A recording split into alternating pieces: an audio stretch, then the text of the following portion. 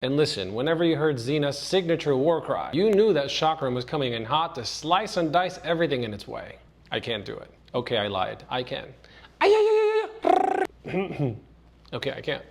Xena, Warrior Princess.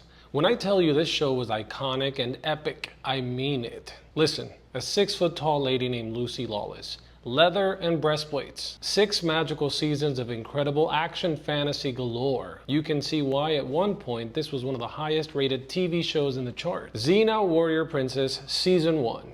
We meet our 2 main characters. Xena, a mighty warrior who's returning home to atone for very dark past mistakes. And Gabrielle, an energetic but naive farm girl who begs Xena to let her travel alongside her. These 2 characters being established like that is crucial as we progress through the seasons and see some crazy, epic changes in their journeys. These character traits anchor each other in their blossoming friendship, and this becomes the through line of the entire show.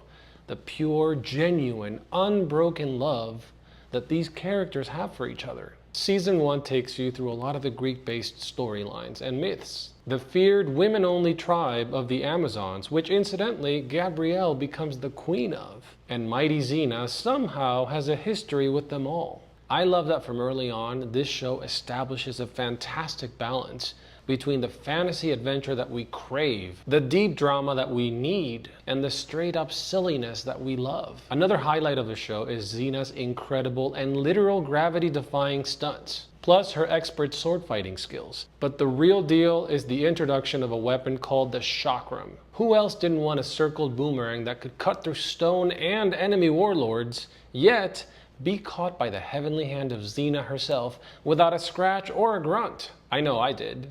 She could also pressure point paralyze her enemies, and they had 30 seconds, or 2 to 3 minutes depending on which episode you watched, until they died. Key players that we meet are Hercules and his traveling partner Aeolus, which the character of Xena was previously introduced in the aforementioned show, Hercules: The Legendary Journeys. We also meet Ares, the strapping god of war, who's gonna play a pivotal role in Xena's storyline. The unhinged, and I mean crazy, villain Callisto, who can give Xena a run for her money and her fighting skills. A thief with a heart of gold named Autolycus. A bumbling idiot warrior wannabe called Joxer. A terribly sketchy merchant named Salmonius. And the fierce Amazon warrior Ephany. You have to realize this show was made in the 90s entirely on location in the beautiful New Zealand. Having a powerful, mesmerizing, and stunning woman as the central lead in a mainstream show proved to be gold, as the show was eventually watched in 105 countries worldwide.